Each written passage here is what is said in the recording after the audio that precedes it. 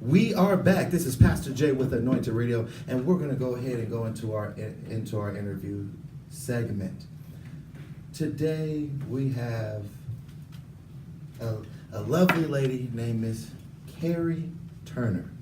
She's here to talk about some of her ventures that she's doing. She's definitely a woman of God, a woman of positivity, and I would like everybody to introduce Miss Karri. Miss Karri, everyone. Good morning. Good morning. Good morning. Thank you so much for having me. Amen. So one thing I want to start off the bat and with the first question is, what encourages you? I think, quite honestly, I think vision is something that keeps me encouraged. I think, when I have, down moments, when I have moments where I feel like, I don't want to keep going forward, I think being able to revert back to the vision that God gives definitely encourages me. So I think that's something that primarily encourages me. Okay, and then here's another question that some of the fans might have been asking. What made you move from Las Vegas? Well, first let me say, I love my city. I really, really do. But I think, so I moved right after high school. So I graduated, and literally after that summer, I left. I just always knew that, I don't know how to say this in the best way. I just knew that there were some things that I wanted to experience in life.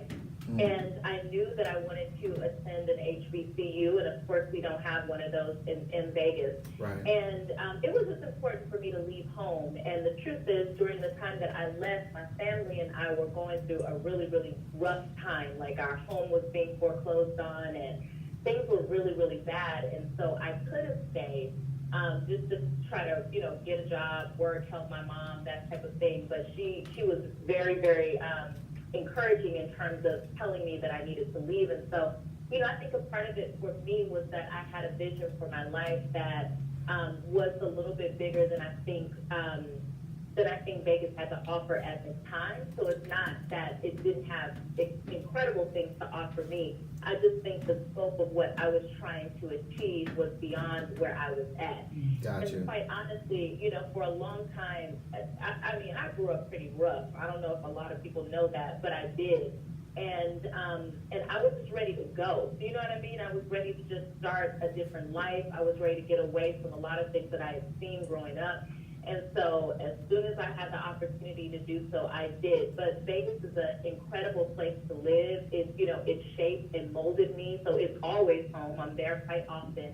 But that was some of the reasons why I felt like I wanted to go. Okay, and then one thing I could say with being Vegas is so transient, where a lot of people do come and go, is that I think a lot of people that are born somewhere, so I'm from the Bay Area, and I left the Bay Area, because I got kicked out, because, the poverty line is 117,000, just throw that out there. Yeah. And, but I knew that God had something more for me. Yeah. And sometimes you have to remove yourself out of environments that only know you as such and such. That's true. And go in what God wants you, so that people only can see what the vision of God and not you and your past. And because everybody's so quick to say, oh, I remember when you did such and such, and I remember this. And sometimes God has to remove you out those environments so that you can grow and be able to come back sometimes and just say, you know what, the things I'm doing is not what I used to do, but it's great things for God, and you could do the same too. Oh yeah, absolutely. I'm probably less so young that I don't know if I necessarily have that story. You know what I mean? But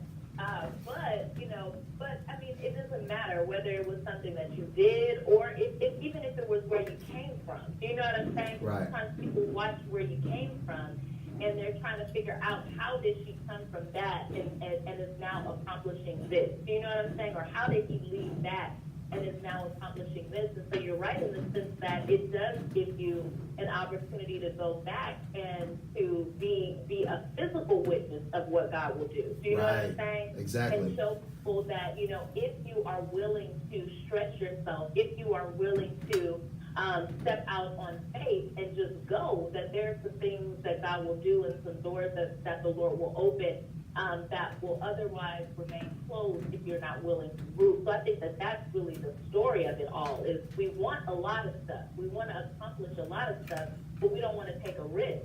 And a part of me becoming, you know, part of who I am today was my ability to leave every single thing that was safe, every single thing that I knew. I left at 18 years old. And so I didn't know how I was going to make it in Atlanta, but I knew God. Amen. I didn't know how I was going to pay for tuition, but I knew that the Lord said go. And the plan for me was to go and to not have to come back home. And I didn't do that. I came and I stayed. And so when I did come back home, it was to visit family. It was to share in the community, you know, those types of things. And, you know, who knows? Maybe one day, I've always said that I want to at least have property there so that I can come back and my kids will know where I grew up and that type of thing. But, you know, you just have to take the risk of leaving. And when you're able to do that, then the Lord will open doors for you. Okay. Amen. Good morning, Ms. Turner. This is Lady AJ. Hi. How you doing? I wanted to know, could you tell us a little bit more about your advocacy for youth and young adults? I'm sorry? Your advocacy for youth and young adults. Tell Sure. us. So a part of my life outside of ministry and books and the type of business that I do, I also work with county government, where I lead an office that does signature youth programming for youth. More than over 250,000 youth from 0 to 24. And so my team develops signature youth programs that, you know, help with intervention, with leadership development, those types of things. So that's always been a part of my professional life. Even when I was growing up in Vegas, you know, I was a part of, I don't even know if they still have this, but I was a part of the Martin Luther King Jr. Youth Committee, which truly changed the course of my life. And when I was there, a part of that, we used to do rallies and we used to do programs, and, you know, we used to do voter registration drive. We used to work on campaigns. And so those were natural things that were a part of my life and that I was reared in when I was in Vegas. So when I began my career professionally, my undergraduate degree is in political science. I thought that I was going to run for office. And so a part of what I was doing was, you know, working with government and working with nonprofits and different things like that. And so I have a pretty extensive background in youth program development and that type of thing. And so that's currently a part of what I do now. Wow, thank you. That's great. Yes, this is Coach here. I was wondering, with you working with the youth, do you have any like sports programs? No, so a part of what we do, so we partner sometimes with agencies and organizations or recreation, you know, centers that have, you know, do direct services with sports. We don't. So we're really on the leadership development side, the mental health side, you know, youth safety and risky behavior, and then youth education. So the sports piece is just one component that we don't delve in. Okay, so I have two things. First thing is, that's great, because I'm actually a product of a nonprofit organization called Year Up that helped me a lot. Yeah, and there's one actually in Atlanta. I was, I think when our class was started in San Francisco, Atlanta started a class behind us. But I definitely think that that's a great impact for young people, because it gives an outlet that they might not had something to turn to. So one thing that why I said that statement is to go into this. So are you ever planning to bring something here to the young people in Las Vegas? Because in your hometown, the young people need programs just like what you're talking about. Yeah, so a couple of things. The first is, you know, because it's a part of my professional life, I would say, based off of who I work for, I don't know that I would have the ability to bring it there based off of the current capacity, if that makes sense, that Yeah. I'm in. But in terms of wanting to do things, on my own for youth, absolutely, But I think, Vegas is kind of an interesting place. I had come there, this was a couple of years ago, wanted to do, a conference there. And there was a little support, but not enough support to be able to pull it off. So it's one thing to want to come back and do something, and even to be well-intentioned to do it. But it's another thing to be able to have that core support to get it done. I'm sure that you Right. guys understand that. Right. And so absolutely, there are, scholarships that I want to come back and give, and definitely things specifically for young women. I love young men, but I have a heart, and my ministry is really for young women and women in general. And so, yeah, there are so many things, a few things that I'd love to come back and be able to do. And so I hope that when I do that, I can call on you guys to support me in the process, right? Oh, you already know it. Thank you. That's off top. And one thing I guess you could say is that is something that I've heard from a lot of people, is that just getting the support, but I think it's more about getting the people to know, because Right. some people might know about it, but then a lot of people don't, and that's where the struggle goes into. But I think if something is established here, or something is put into a place where the young people had, hey, you know what, this can help me get here, and Yeah. get the different tools, I think it'd be fully supported, because there's a lot of people, well, us Californian refugees, coming here, and we're used to programs like the Upper Bound programs and things like Yeah. that. And coming here, I think the kids are looking for, the tutoring programs and all these different resources, and to see that they're not here, that could be a way for the young people discouraging. So I'm a big advocate on youth, because, before I was a pastor, I was a youth pastor, and youth ministry is very important, because the youth is the church of the future. And if you don't invest into the young people, then you're not investing into the future, because these young people are going to take the traits, the skills, the lessons, all the things that you might instill in them, and put it into works that you could be able to see that manifests. But I wanted to go into this direction. Talk about what inspired you to do your book. Yeah, so both. I have two books. One is called The Girl Bible, and the other is called She's Lit. And so I think I was inspired to write The Girl Bible really because of some of the things that I was experiencing in life, and didn't really necessarily have a person or a woman that was in ministry that I could pick up the phone and call to help navigate through some of those things. And so I decided to write the Girl Bible because I was experiencing, I think, love, or learning about love at a different level, and not just relationships with men, but relationships with women, and understanding the love of Christ, and what does that look like in my life. And so, that's a part of what the book is about, and it's about life. What does life look like for a young, progressive, Christian woman who may not fit in all of the boxes that people say you should fit in, being young, being feminine, and being a believer. And so, part of that was just, navigating through a level of exposure in life, and what that looks like. And then, of course, there's also a section called God. Discovering God for the, not for the first time, but in some ways feeling like I was discovering God for the first time. I was just out of seminary, and having to really just kind of look at God through a lens that I hadn't really looked at him before. I've been in church since I was 7 years old, but there were so I learned the technical things about earth. I learned what to do, what not to do, that type of thing. But there was some parts about relationship with God that I didn't, that I wasn't fully exposed to. And so that's what the Girl Bible is about. It's about love, life, and God, and just, living in the difference between ambition and purpose, living in expectancy and perspective and those types of things. So I really was writing because I was going through things that I didn't necessarily have the answers to.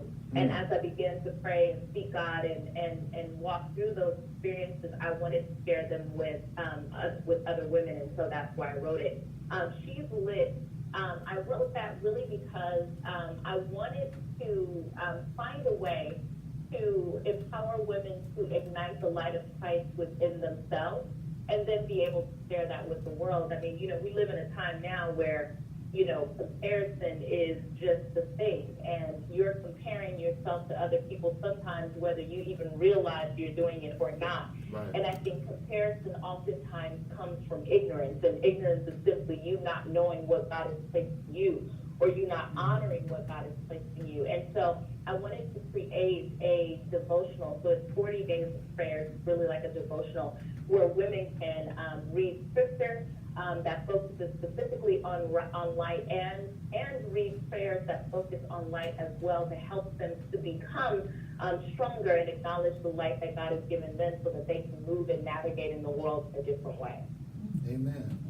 So with all that being said, so the listeners can know where to find you, where can we find your books? Sure.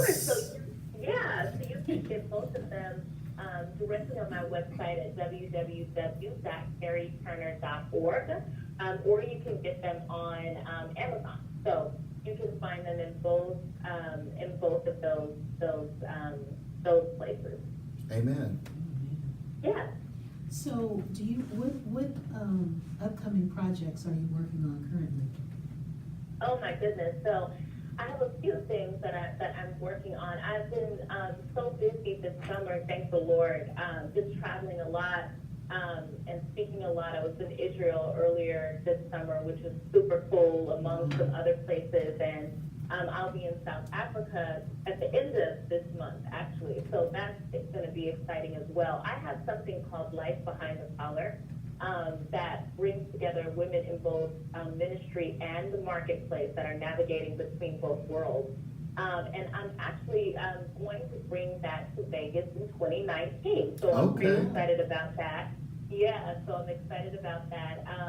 So that, podcast, to have just a few, definitely another book. So there are a few things and signature initiatives that I'm currently working on, some of which will be launched the latter part of this year, and the others the top of 2019. Wow, that sounds great. Amen. So this will be the final question for everybody that is tuning in. Where can they find you? So if they had any ideas of a conference, or if a company wanted to have you host a conference, or if they want to just make your book go famous and viral and they just want to send it everywhere, how can they reach you? So thank you. They can reach me definitely on my website at www.karriturner.org. They can email me at info@karriturner.org. I am on Facebook.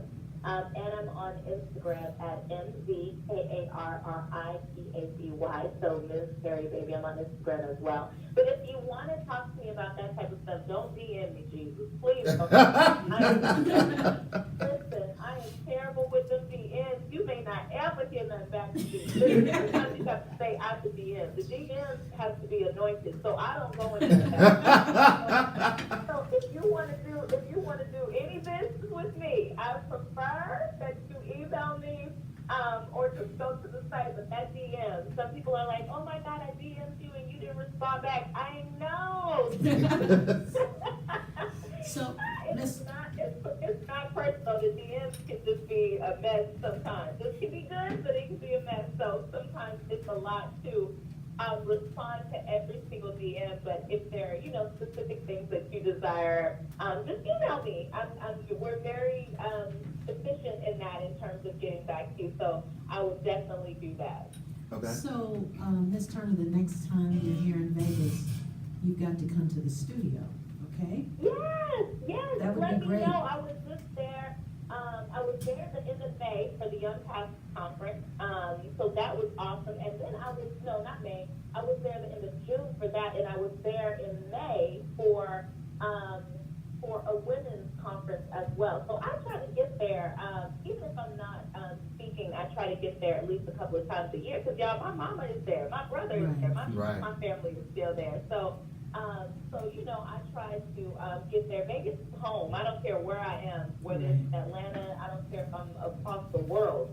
That's where my roots are. So yes, just let me know, and I would be more than happy to come. Thank you guys so much for having me. We appreciate you. Just know that you are part of the family. If you got a book to promote, if you have a podcast you about to come out with, I do. Any of that, let us know. We will promote it. We will market it, because as soon as you come on the Anointed Radio Show, you are family. Amen. Thank you guys so much. God's blessings to you and every single thing that you all are doing.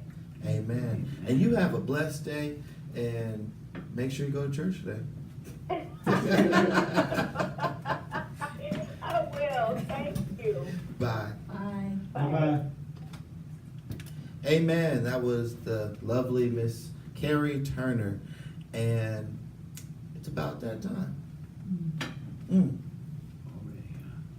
It's so hard to say goodbye to yesterday. Silly. Amen. But it doesn't have to stop.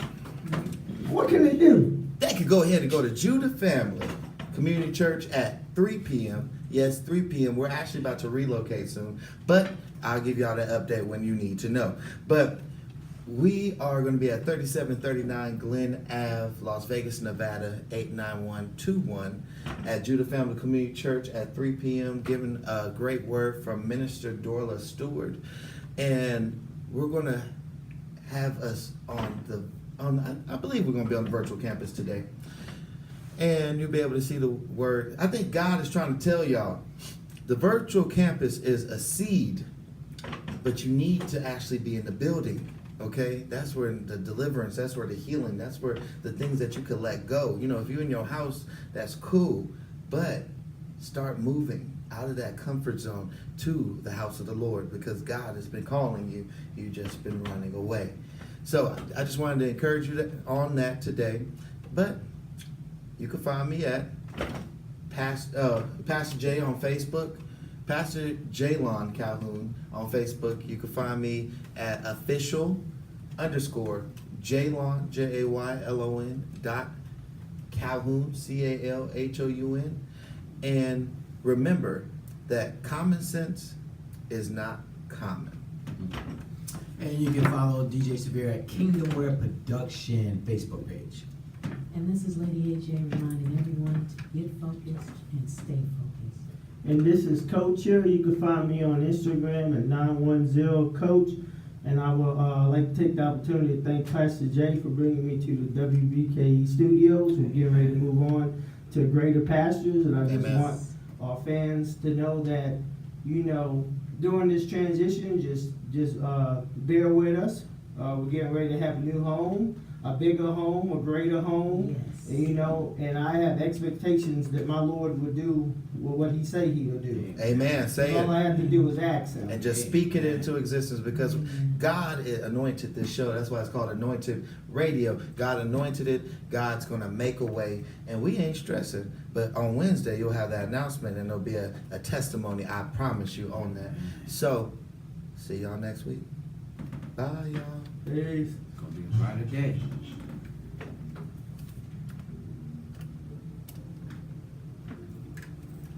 All right, YouTube. Just to let you know, this is our farewell video and interview with WBKE, but we are moving to a new platform. So make sure you subscribe, like, and do all that stuff. Stay tuned. We'll still have interviews. We have great artists coming up. We have great actors, singers, ministers, book writers, all the stuff coming. Stay tuned. Make sure you check out Anointed Radio at LV Anointed Radio at Instagram and Twitter. And then on Facebook, just check out Anointed Radio. So go ahead and subscribe to that, and we'll see you, because we ain't going nowhere. We ain't going far. Bye, y'all.